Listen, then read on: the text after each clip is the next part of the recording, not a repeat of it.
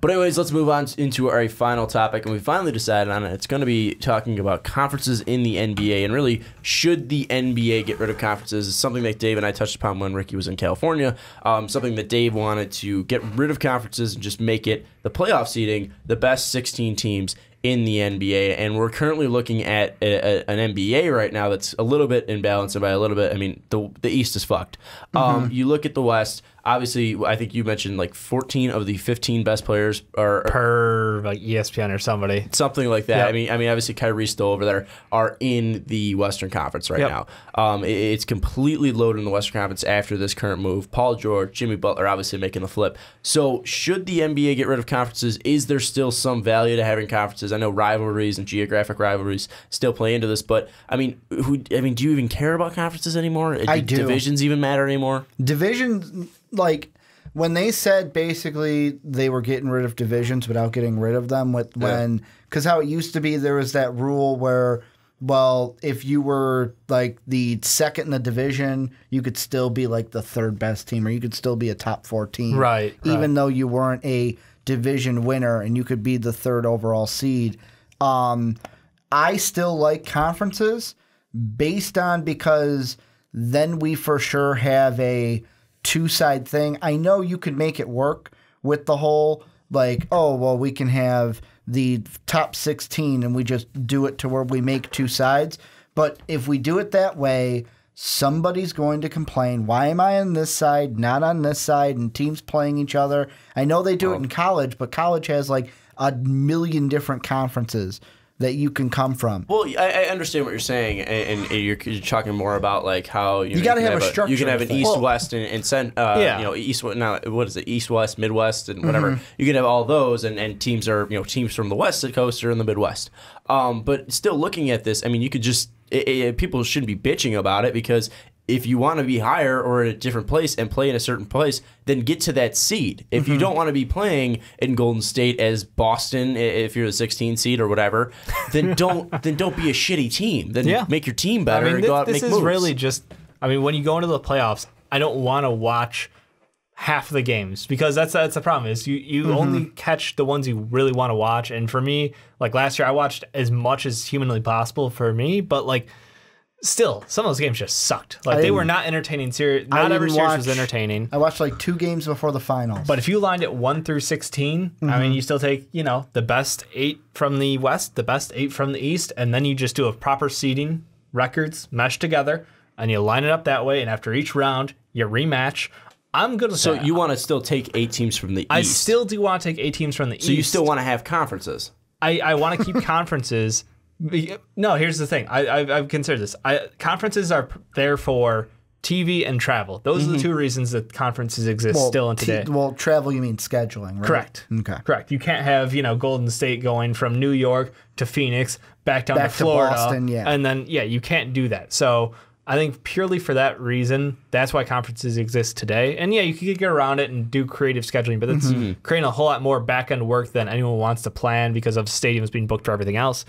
But personally, I think it's just like it needs to come down to the point where I don't want to eliminate the chance for teams to have playoff hopes, because right now I look at the way it finished out last season, and there would be a couple teams from the East who would make it in, but it's still like, if you screw with this too much, we're going to end up really lopsided, and it would just not be fair to the whole NBA. Yeah, I mean, I understand what you're saying, but I mean, also with the conferences, I don't even think they're there for the travel schedule, because you don't need the conferences for travel schedule. Just make the schedule the same way. You don't need those structure. It's a guide. No, I think the only reason why it will never happen is because of TV markets. It's not like you need TV markets like Brooklyn, you need TV markets like Philadelphia, you need all those ones in the East, even though they might not be great teams. New York, I mean, you still need those chances to get in. So giving them 16 teams, you just have to be the top 8 in those 16 teams. That's give you a better chance than you have to be one of the best 16 in the 32. Both 8 seeds were 41 and 41, to be fair, this year. True, but I mean, you look at least the talent difference. I mean, it's dramatic. I don't know exactly how I have it pulled up right now, but I would like to know like how much the West destroyed the East because there's still a talent difference. And yes, you might have 41 wins in the East, but that's because you probably beat up on Brooklyn 10 times this year or something like that. I mean, obviously there's differences coming here. So I mean, ultimately, I think if you're gonna get rid of conferences and you're gonna get rid of it all, then you have to do the best 16 teams in the NBA make the playoffs, because I don't think there's a reason to have it. But then are we saying that out of conferences because of TV markets? If we're saying the best 16 teams in the NBA and we're taking out conferences entirely, are we also changing scheduling so every team has to play every team an equal amount of times throughout the year? I don't see, because if you don't do that, then we still have the same problem of you get to beat up on teams like Brooklyn and the 76ers last year. The Magic will be again this year. I mean, it's just, unless you really force an overhaul of this system and make it as level playing field of everybody plays everybody the same amount, then we're not really going to get the 16 best teams in the league. You know what I think would be a better option than getting rid of conferences? What's that? Something that I have been, to me, in favor for ever since the lockout year. Just shorten the season.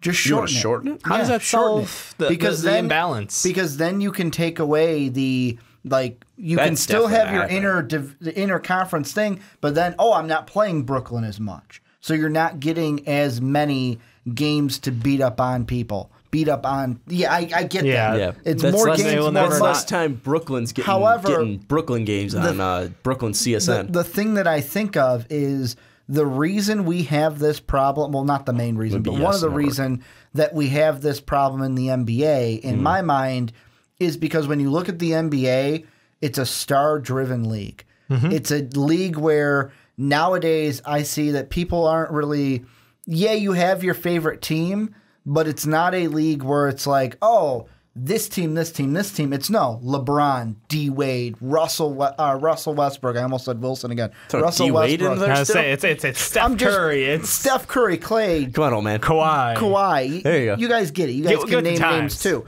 But I kind of compare it to the NFL, where in the NFL playoffs, I watched every game. There's only I get it. There's 2 on a day. I get it. The games are less, but the thing is, even though that Atlanta Hawk Green Bay game was a complete blowout, we watched every minute of it. We didn't turn it off. All right, Atlanta Falcons. I'm on an NBA podcast. Atlanta Falcons. But that Atlanta Falcon Green Bay game, it was a blowout. Yeah. But I still watched it because to me, there's something where, and maybe it's because the NBA is more player focused, individual focused, and where we see more mobility of this player takes his talents to South Beach and then goes this way. Kevin Durant leaves for Golden State. You don't see that in other sports. I think that's more because NFL, it's one game and it's over. So I mean, you can just watch the whole 3-hour game and it's over. Where if it's a blowout in an NBA game, you're like, all right, then they're just going to go up 1-0. I'll just see what happens next game. Yeah. I mean, it's not something where it's like nothing's going to change drastically. Like you could still have a crazy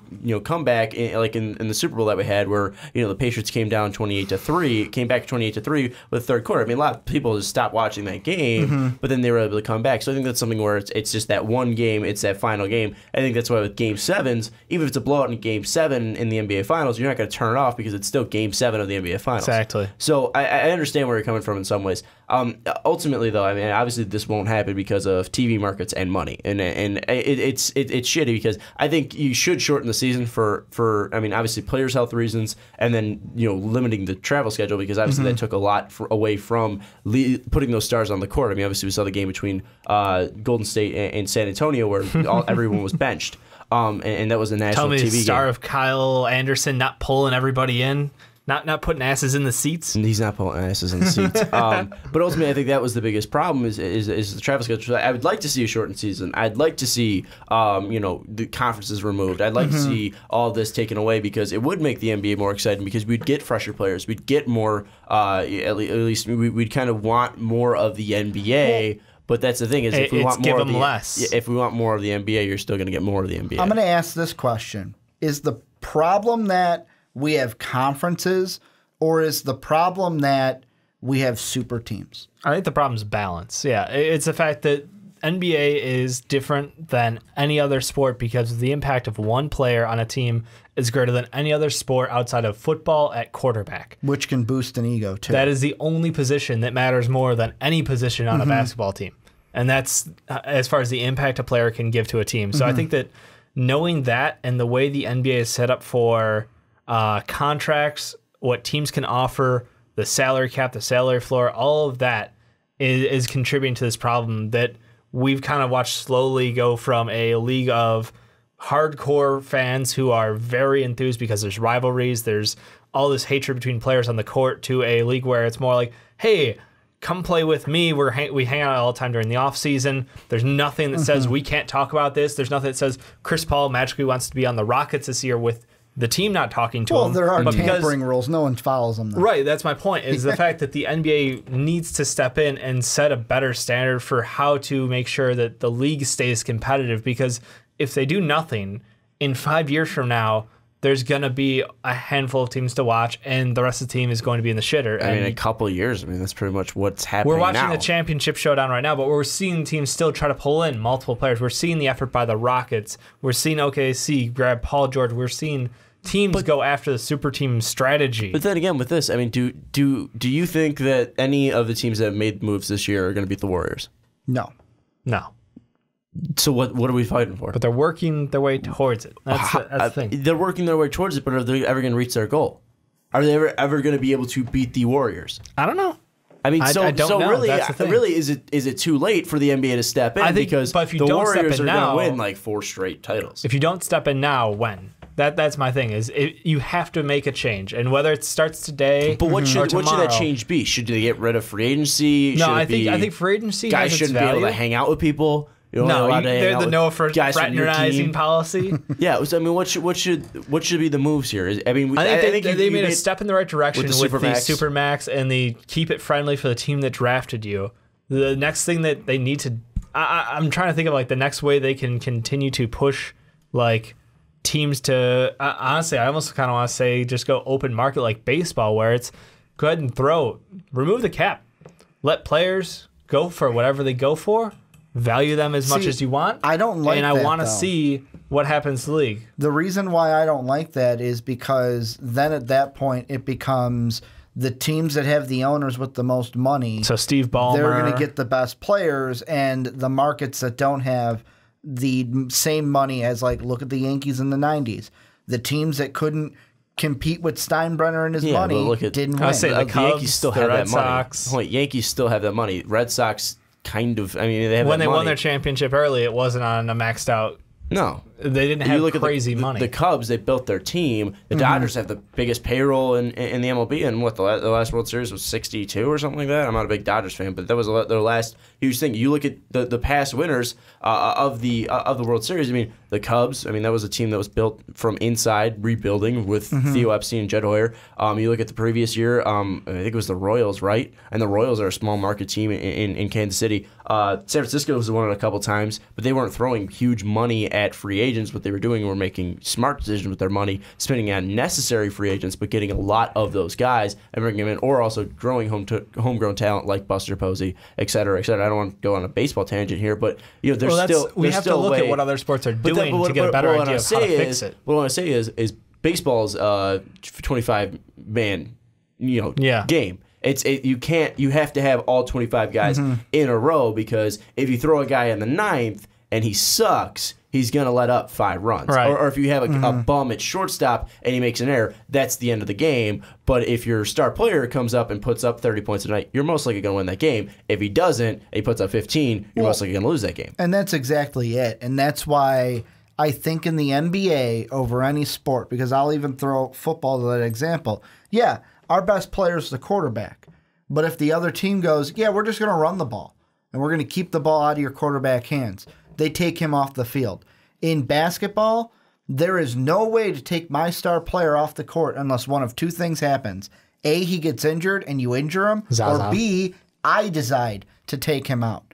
And because of that, I feel like you can try to eliminate LeBron James. You can double team him. No, that's why saying, Kawhi won the first fucking Finals MVP. But what I'm was saying because he is, eliminated LeBron James. I'm saying like physically on the court, like physically out there. Like in football, half of the game Like if you're a quarterback, half of the game you're not on the field because your team is on defense. On baseball, how often are you just sitting in the dugout if you're a pitcher because you're not pitching that day?